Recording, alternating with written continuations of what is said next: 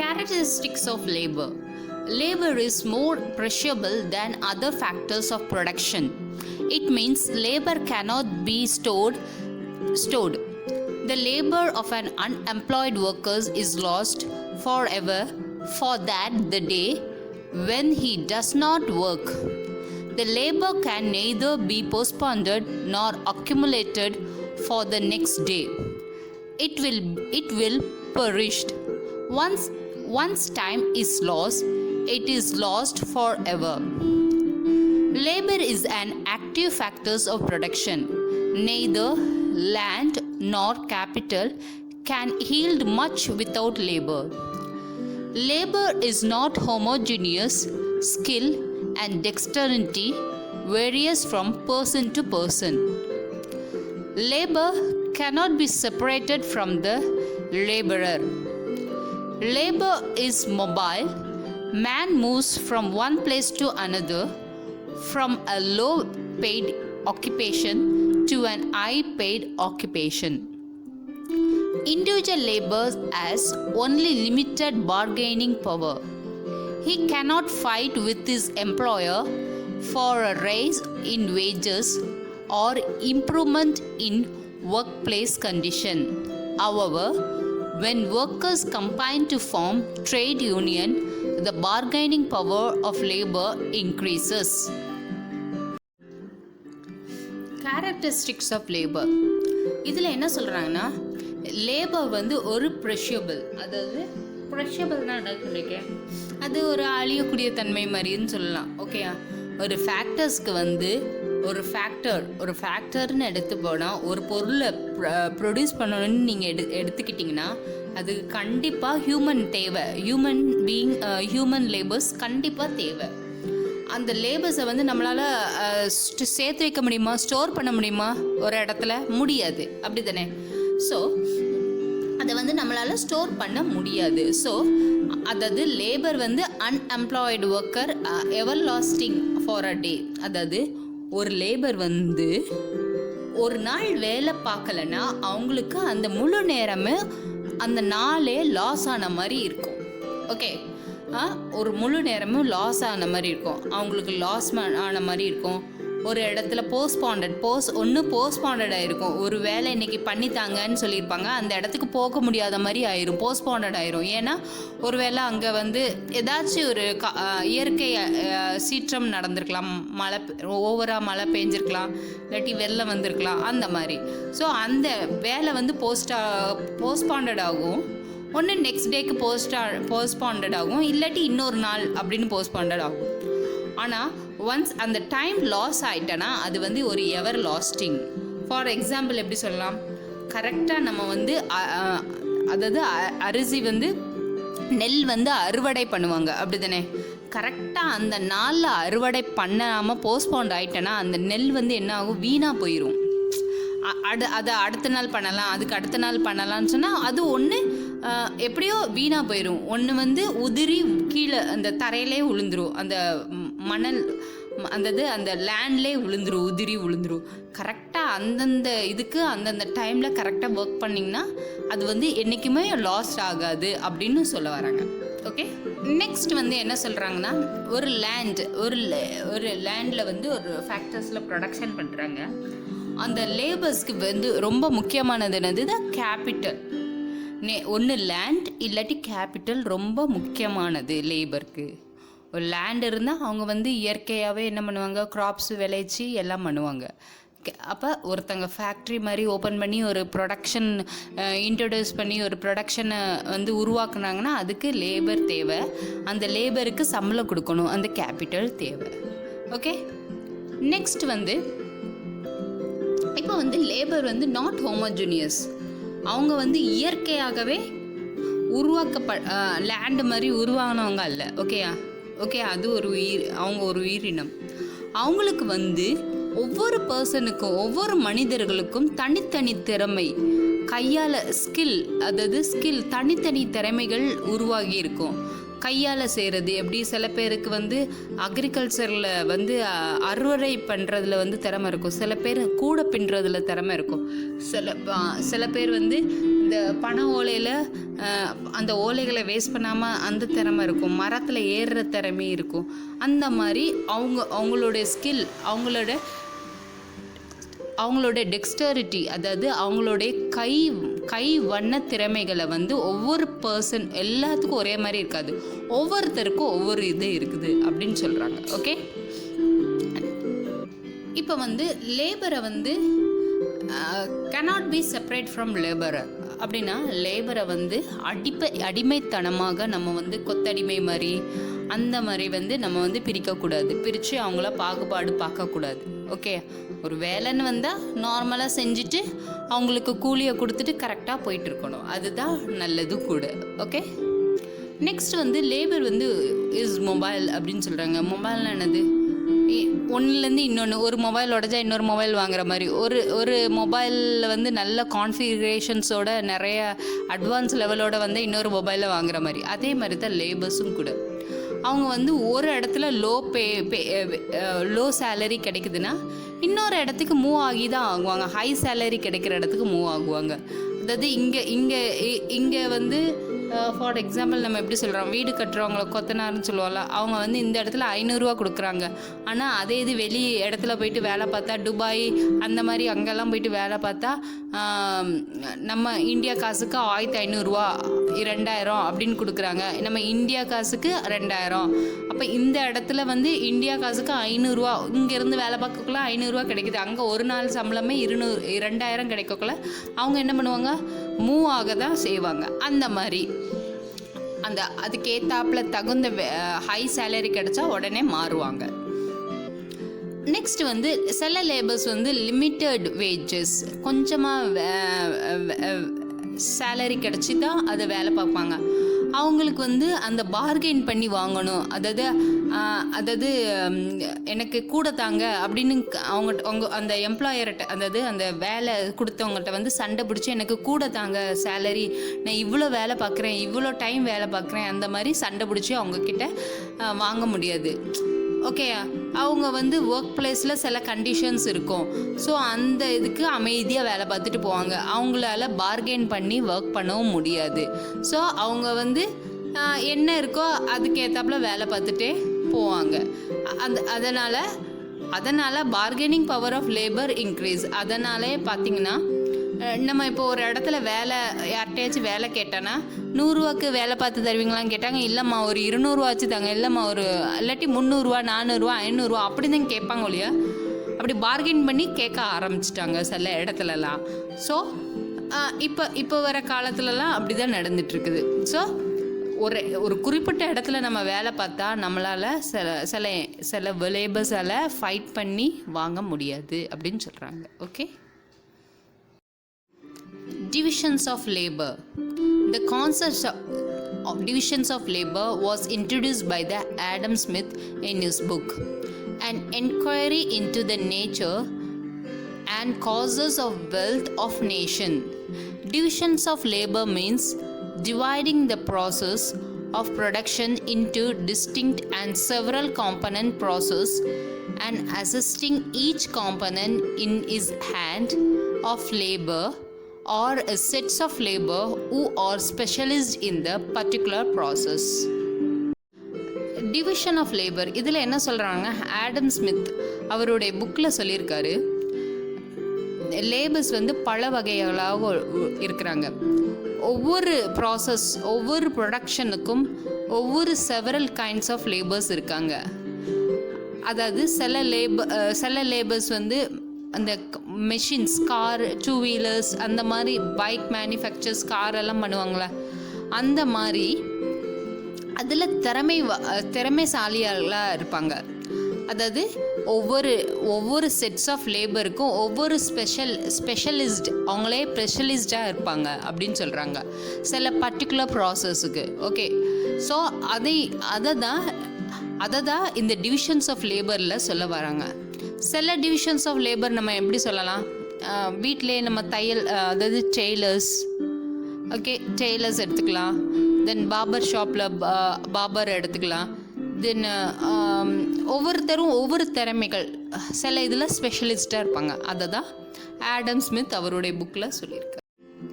Example, a tailor stitches shirts in full.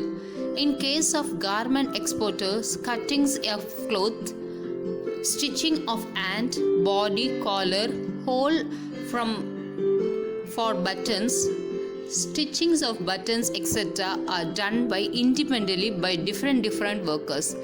Therefore, they are combining the parts into a whole shirt. நான் சொன்னேன்ல example டெய்லர்னு சொல்லலாம். ஒரு Taylor ஒரு ஷர்ட்டை தைக்கிறதா இருந்தால் அவரே காலரை வெட்டி அவரே கை உடம்பெல்லாம் வெட்டி தைச்சி பட்டனுக்கு ஹோல்ஸ் போட்டு பட்டன் தைப்பார். அதே இது ஒரு கார்மெண்ட் ஃபேக்ட்ரியாக இருந்தால், நீங்கள் கார்மெண்ட் ஃபேக்ட்ரிக்கு போயிருந்தால் உங்களுக்கு தெரியும். இப்போ அந்த இடத்துக்கு போய் பார்த்தீங்கன்னா தெரியும், காலர் ஒருத்தர் தனியாக வெட்டுவார், ஷர்ட்டுடைய கை அளவு தனியாக வெட்டுவார். அடுத்தது வந்து பாடி பார்ட் அது தனியாக வெட்டுவார். அதுக்கப்புறம் இந்த ஷர்ட்டில் பாக்கெட் இருக்கலாம், அந்த பாக்கெட் பார்ட் ஒருத்தர் தனியாக வெட்டுவார். அப்புறம் அந்த ஷர்ட்டெல்லாம் இது பண்ணிட்டு வரக்குள்ள அந்த ஒரு மெஷின்ஸ் அதுக்குன்னு வச்சுருப்பாங்க. அதில் வந்து ஹோல் போடுற மாதிரி, பட்டன் ஸ்டிச் பண்ண ஹோல் போடுற மாதிரி. அப்போ அந்த ஹோல் போட்டு அந்த மெஷினே பட்டன் தைக்கிற மாதிரி ஒரு மெஷின்ஸ் இருக்கும். அந்த மெஷின் அது ஒரு கைண்ட்ஸ் ஆஃப் லேபர்ஸ் ஒர்க் பண்ணுவாங்க. தென் நெக்ஸ்ட் வந்து இப்படி ஒவ்வொரு வேலையும் ஒரு டிபார்ட்மெண்ட்டாக பிரித்து கொடுத்துருப்பாங்க. கார்மெண்ட்ஸில் பார்த்திங்கன்னா பிரித்து கொடுத்து எல்லாம் கரெக்டாக ஒன்று சேரக்குள்ளே ஒரு ஹோல் ஷர்ட்டாக இருக்கும். அதாவது அவங்க கட் பண்ணக்குள்ளே சைஸாக கட் பண்ணுவாங்க. சின்ன அந்த கட்டிங் மிஷினே நீங்கள் பார்த்தீங்கன்னா தெரியும். அதாவது சைஸ், ஃபார் எக்ஸாம்பிள் சைஸ் 28லேருந்து சைஸ் 48 வரைக்கும் ஷர்ட்ஸ் வேணும்னா கரெக்டாக அந்த மெஷினில் வந்து துணியை கரெக்டாக மடக்கி வச்சுருவாங்க. வச்சோன்னா அந்த ஸ்லாண்டாக 28லேருந்து 48 வரைக்கும் இருக்க சைஸுக்கு வந்து அப்படியே ஒரு துணியாக அப்படி டோட்டலாக சைஸாக அப்படி கட்டாயிட்டு போவோம். அப்போ அந்த ஃபர்ஸ்ட்டில் இருக்க துணி வந்து 28, செகண்டில் இருக்கிற துணி வந்து 30, அப்படி அந்த சைஸாகவே இருக்கும். அப்போ அதை கரெக்டாக பிரித்து கரெக்டாக எல்லாமே ஒரு காம்பினேஷனாக கொண்டு வந்தோன்னா அது ஒரு ஷர்ட் ஆகும். இது வந்து ஒரு கார்மெண்ட்ஸ்க்கு நீங்கள் ஒரு ஃபேக்ட்ரிக்கு போய் பார்த்தீங்கன்னா உங்களுக்கு எல்லாம் புரியும். Now merits and demerits of divisions of labor அதை பற்றி பார்க்க போகிறோம். இதில் என்ன சொல்கிறாங்கன்னா, it improves the efficiency of labor when labor repeats doing the same tasks. அதாவது ஒரு ப்ராடக்டை வந்து திரும்ப பண்ணக்குள்ள அந்த லேபருடைய டாஸ்க் வந்து இம்ப்ரூவ் ஆகும், அவங்க வந்து அதில் ரொம்ப எஃபிஷியன்ட் ஆகுவாங்க அப்படின்னு சொல்கிறாங்க. டிமெரிட்ஸில் என்ன சொல்கிறாங்கன்னா, the repetition of the same task makes the labor to feel that the work is monotonous and felt it skill the humanity in him. இதில் என்ன சொல்கிறாங்கன்னா, அந்த ஒரே இதை ரிப்பீட் பண்ணிகிட்டு இருக்கல அந்த லேபருக்கு வந்து ஒரு மாதிரி போர் அடித்த மாதிரி ஒரு மாதிரி ஆயிரும். ஐயோ இதே தான் எப்போ பார்த்தாலும் பண்ணிகிட்டு இருக்கோம், இதை மட்டும்தான் நம்ம படிப்போம், வேறு வந்து அடுத்த டாஸ்க்குக்கு போக மாட்டோமா, இந்த ஒரே வேலையில் தான் இருப்போமா அப்படின்னு அவங்க வந்து ஃபீல் பண்ண ஆரம்பிச்சிருவாங்க அப்படின்னு சொல்கிறாங்க. ஓகே, நெக்ஸ்ட் வந்து the facility is the uses of machines in production, the resulting in inventions. Example வந்து Morse's telegraphic code அப்படின்னு சொல்கிறாங்க. இதில் வந்து அதாவது நாடு முன்னேற்றம் அடைய மக்கள் வந்து தன்னுடைய அறிவு திறமைகளை முன்னேற்றமாக அடைய ஒன்றா கண்டுபிடிச்சிட்டு வராங்க. இதில் என்ன சொல்ல வராங்கன்னா, அதாவது டெலிகிராஃபிக் கோட்ஸ் கண்டுபிடிச்சிருக்காங்களா. இந்த மாதிரி இப்போ உள்ள காலத்தில் பார்த்திங்கன்னா நிறைய நல்ல மொபைல்லே நிறைய டிவிஷன்ஸ், நிறைய கான்ஃபிகரேஷன்ஸ் வச்சு கண்டுபிடிச்சிருக்காங்க. நெக்ஸ்ட் கம்ப்யூட்டர்ஸ், லேப்டாப்ஸ் அந்த மாதிரி நிறைய கண்டுபிடிக்கக்குள்ள அது வந்து ப்ரொடக்ஷன்ஸ் வந்து அதிகமாகுது. ஆனால் டிமெரிட்ஸில் என்ன சொல்கிறாங்கன்னா, narrow specialization reduce the possibility of land to find the alternative avenue of employment. This result in increased unemployment. இதில் என்ன சொல்கிறாங்கன்னா, இந்த மாதிரி புது பொருட்கள், இந்த மாதிரி புது இன்வென்ஷன்ஸ் கண்டுபிடிக்கக்குள்ள அங்கே வந்து மக்களுக்கு வந்து தொழிலே இல்லாமல் போகுது. வேலையே இல்லாமல் போகுது. அப்போ ஃபார் எக்ஸாம்பிள் ஒரு மெஷின் வந்து 10 பேருடைய வேலையே செய்யுது. ஸோ அந்த 10 பேருக்கு வேலை இல்லாமல் போகுது. அந்த ஒரு ஆள் மட்டும்தான், அந்த ஸ்பெஷலைசேஷனாக இருக்கவன் மட்டும்தான் அந்த மெஷினை வந்து ஒர்க் பண்ணுவான் அப்படின்னு சொல்கிறாங்க. நெக்ஸ்ட் வந்து இதில் என்ன சொல்கிறாங்க, time and materials are put to the best and most efficient use. இதில் வந்து நம்ம டைமும் மெட்டீரியல்ஸும் கரெக்டாக அமைஞ்சுன்னா நம்ம ஒரு பெஸ்ட் எஃபெக்டை வந்து அதுக்கு உருவாக்கி கொடுப்போம், ஒரு ப்ராடக்டை வந்து உருவாக்கி கொடுப்போம் கரெக்டாக எல்லாமே அமைஞ்சிச்சுன்னா. ஆனால் டிமெரிட்ஸில் என்ன சொல்ல வராங்கன்னா, reduce the growth of handicraft and the workers loses the satisfactions of having made a commodity in full. இதில் என்ன சொல்கிறாங்கன்னா, இந்த அதாவது மெரிட்ஸில் வந்து மெட்டீரியலும் டைமும் எல்லாமே அவுட்புட் பெஸ்ட்டாக வந்துச்சுன்னா ஒரு அவுட்புட் வந்து பெஸ்ட்டாக வரும். ஆனால் டிமெரிட்ஸில் என்ன சொல்ல வராங்கன்னா, இந்த மாதிரி டைம் எல்லாமே பெஸ்ட்டாக வரக்குள்ள ஹேண்ட்கிராஃப்ட், அதாவது சில கைப்பொருள் வண்ணங்களுக்கு வந்து வேலை ஒரு இதே இல்லாமல் போயிடும், ஒரு அங்கீகாரமே இல்லாமல் போயிடும். அதுக்கு வந்து பாரம்பரியம் மதிப்பு இது அப்புறம் மக்கள் வந்து அந்த பொருளை நாடியே போக மாட்டாங்க. அப்புறம் அந்த ஒர்க்கர்ஸ்க்கு வந்து ஒரு சாட்டிஸ்ஃபேக்ஷனாக இருக்காது. என்னடா நம்ம இவ்வளோ கஷ்டப்பட்டு பண்ணியும் ஒரு அதாவது ஒரு க்ரோத்தே இல்லாத மாதிரி ஆகிட்டே, எல்லாரும் வந்து இன்வென்ஷனுக்கு தேடி போகிற மாதிரி அந்த மாதிரி ஆயிரும் அப்படின்னு சொல்கிறாங்க. இதுதான் மெரிட்ஸ் அண்ட் டிமெரிட்ஸ் உள்ள difference. Capital is the man-made physical goods used to produce other goods and service. In the ordinary language, capital means money. In economics, the capital refers to the part of the man-made wealth which is used for the further productions of wealth. All wealth is not capital, but all capital is wealth. According to Marshall, capital consists of those kinds of wealth other than free gifts of nature, which yields income. இப்போ கேபிட்டல்னா நம்ம வந்து ஆக்சுவலாக ஒரு factory ஒரு ஃபேக்ட்ரின்னு வரக்குள்ள capital வந்து ஆஃபீஸாகவும் ஃபேக்ட்ரியாகவும் மெஷினரினாலும் அப்படின்னு சொல்லுவாங்க. அதாவது physical goods use to produce other goods and service, அதை வந்து கேபிட்டல்னு சொல்லுவாங்க. ஆனால் ஆர்டினரி லாங்குவேஜில் வந்து கேபிட்டல்னாலே மணி அப்படின்னு சொல்லுவாங்க. எக்கனாமிக்ஸ்லேயும் கேபிட்டல்னாலே ஒரு money, part of a man wealth, மனுஷனுடைய இன்னொரு பகுதி. ஒரு மனுஷனுக்கு கேபிட்டல் இல்லாமல் இருக்க முடியாது, அப்படி தானே? கேபிட்டலை வந்து எந்த வகை லேண்டை வந்து அதாவது மூவிங் அசெட், இம்மூவபிள் அசெட்டுன்னு சொல்லுவோம்ல, அதை தான் கேபிட்டல் அப்படின்னு சொல்கிறாங்க. அதாவது அசையிற பொருள் அப்படின்னு சொல்கிறது வந்து ஓகேயா. நெக்ஸ்ட் வந்து அதோட மனுஷனுடைய வெல்த், அது வந்து மனுஷனுடைய இன்னொரு பார்ட், மனுஷனுக்கு தேவையான ஒரு பார்ட் அப்படின்னு சொல்கிறாங்க.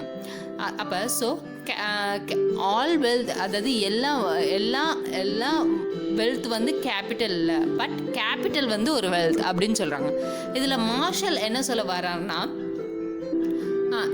வரான்னா கேபிட்டல் கன்சிஸ்ட் ஆஃப், அதாவது கேபிட்டல் வந்து நிறைய வகையானது. ஒன்று ஃப்ரீ கிஃப்ட்னு சொல்லுவாங்க. எதுடைய ஃப்ரீ கிஃப்ட்? நேச்சருடைய ஃப்ரீ கிஃப்ட். அடுத்து வந்து விச் ஈல்டு இன்கம், அந்த நேச்சரோடைய ஃப்ரீ கிஃப்ட்னால நம்ம அதில் ப்ரொடியூஸ் பண்ணுற ப்ராடக்டால் நம்மளுக்கு இன்கம் அடையுது. அதை வந்து மார்ஷல் வந்து ஒரு டெஃபினிஷன் மாதிரி சொல்லியிருக்காரு. Capital consists of those kind of wealth other than free gifts of nature which yields income. நம்மளுக்கு வந்து இன்கம் தரக்கூடியது அப்படின்னு சொல்றார். Form of capital. Number 1, physical capital or material resource. Example, machinery, tools, building, etc.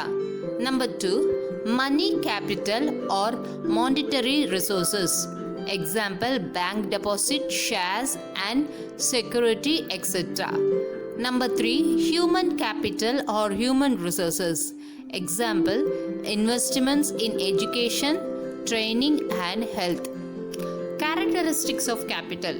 Capital is a passive factors of production. Capital is man-made.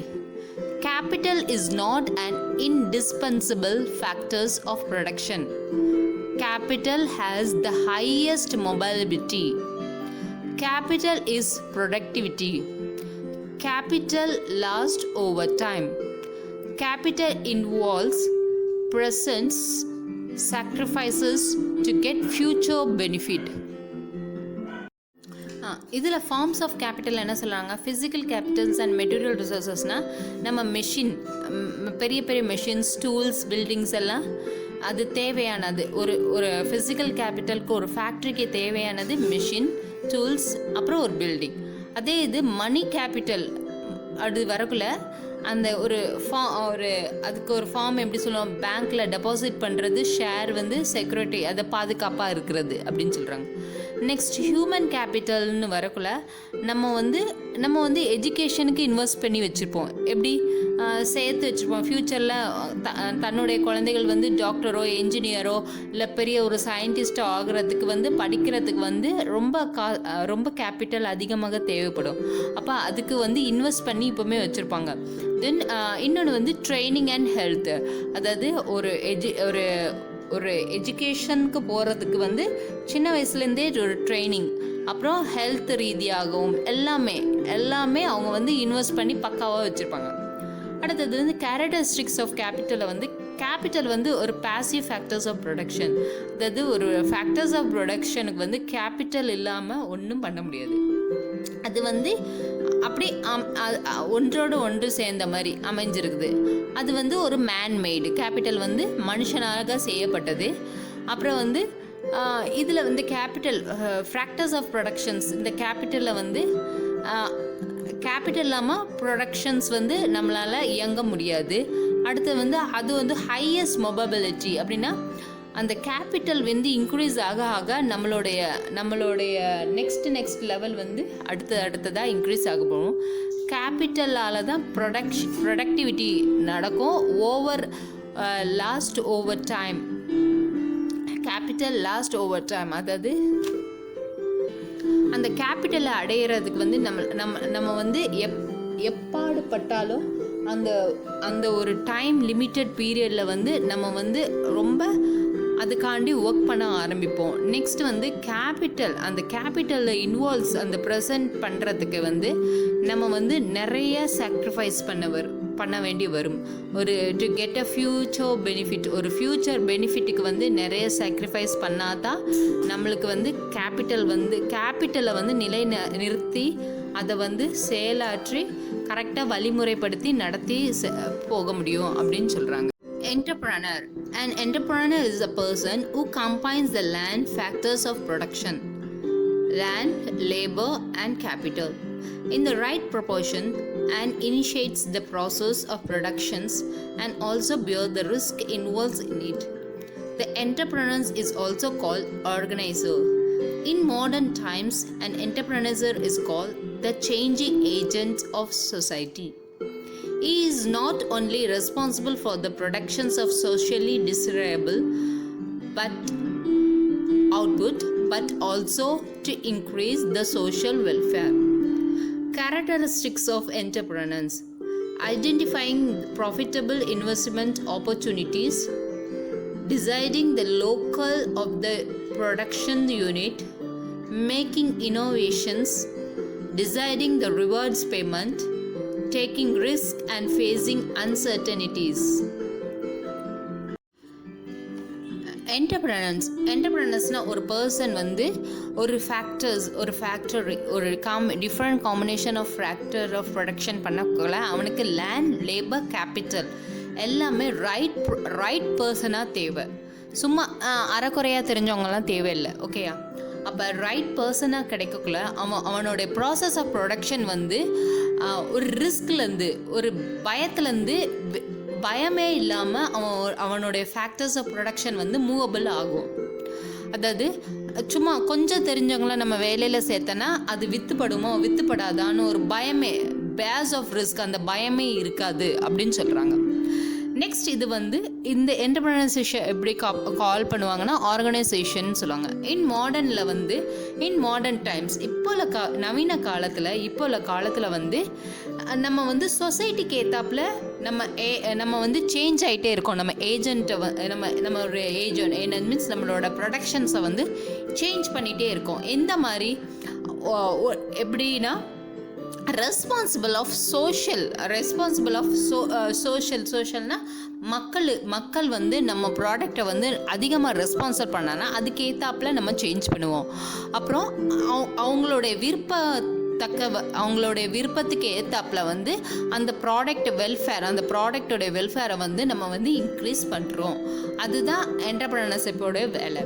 Next வந்து இதில் வந்து என்ன சொல்கிறாங்கன்னா கேரக்டரிஸ்டிக்கில் வந்து என்ன சொல்கிறாங்கன்னா அந்த வந்து ஐடென்டிஃபை பண்ணுவாங்க. என்னதை வந்துன்னா ப்ராஃபிட்டபிள் இன்வெஸ்ட்மெண்ட் ஆப்பர்ச்சுனிட்டிஸை வந்து ஐடென்டிஃபை பண்ணுவாங்க. ஃபஸ்ட்டு ஒரு ஆப்பர்ச்சுனிட்டி இந்த இடத்துல வந்து இந்த ஆப்பர்ச்சுனிட்டி எப்படின்னா இந்த இடத்துல இதை இன்வெஸ்ட் பண்ணால் நல்லா ஓடுமா. ஃபார் எக்ஸாம்பிள் வந்து இப்போ வந்து எல்லாமே ஆன்லைன் பிஸ்னஸாக இருக்குது, அப்போ எல்லாருமே அதில் இறங்கிட்டாங்க அந்த மாதிரி. நெக்ஸ்ட் வந்து அது வந்து டிசைட் பண்ணுவாங்க அந்த லொக்கேஷன் வந்து அந்த ப்ரொடக்ஷன் யூனிட்டுக்கு வந்து ஒத்துப்போமா. அடுத்தது வந்து புது மேக்கிங் இனோவேஷன், புது ஐடியாக்கள், புது திறமைகளை வச்சு அதை வந்து எப்படி டெவலப் பண்ணி கொண்டு வரத்துக்கு. அப்புறம் வந்து அப்படி டெவலப் பண்ணி கொண்டு வரக்கலாம். அந்த ப்ராடக்டை வந்து இப்போ வந்து நிறைய இடத்துல விற்றுப்பட்டால் அந்த இப்போ ஃபார் எக்ஸாம்பிள் ஒரு ப்ராடக்ட் வந்து ஒரு இடத்துல ரொம்ப விற்றுப்படுது, நல்லா ஓஹோன்னு சேல்ஸ் ஆகுது. அப்போ அந்த ப்ராடக்ட் வந்து ரிவார்ட்ஸ் பேமெண்ட் மாதிரி இப்போ ஃபார் எக்ஸாம்பிள் அமேசான்லலாம் கொடுப்பாங்களே. இப்போ ப்ரைம் மீடியா வழியால் வாங்கினா உங்களுக்கு ஒரு 20% 50% டிஸ்கவுண்ட்டு கொடுக்குறாங்க. அப்புறம் வந்து 2000 இருக்க ரேட்டில் இருக்கிறது வந்து ஃபார் எக்ஸாம்பிள் இந்த எப்படி சொல்லுவாங்க சேல்ஸ் ஆஃபர் 70% அந்த மாதிரி ரிவார்ட்ஸ் பேமெண்ட்டில் வச்சு அவங்க வந்து இது பண்ணுவாங்க. நெக்ஸ்ட் வந்து taking risk and facing uncertainties. சில டைமில் ரிஸ்க் வரும், ஃபேஸ் பண்ணணும். அதாவது ரொம்ப கஸ்டமர்ஸ் வந்து சில இந்த ப்ராடக்ட் என்ன இப்படி இருக்குது அப்படி இருக்குன்னு அந்த மாதிரி ரிஸ்க் வரக்கலாம். அதை ஃபேஸ் பண்ணி அந்த ப்ராடக்டை வந்து திருப்பி எடுத்துகிட்டு போயிட்டு அதை முன்னேற்றத்துக்கு அவங்க வந்து பல வழிகளை வந்து கண்டுபிடிச்சி அவங்க வந்து அந்த ப்ராடக்டை வந்து இன்க்ரீஸ் பண்ணுறாங்க. இதுதான் இவங்களோட வேலை. ஓகே சில்ட்ரன்ஸ், இப்போ நான் வந்து இந்த ப்ரொடக்ஷன் லெசன் எப்படின்னு உங்களுக்கு டீச் பண்ணியிருக்கேன். அது உங்களுக்கு அண்டர்ஸ்டாண்ட் ஆகிருக்குன்னு நினைக்கிறேன். Thank you for listening the production lesson. Thank you children.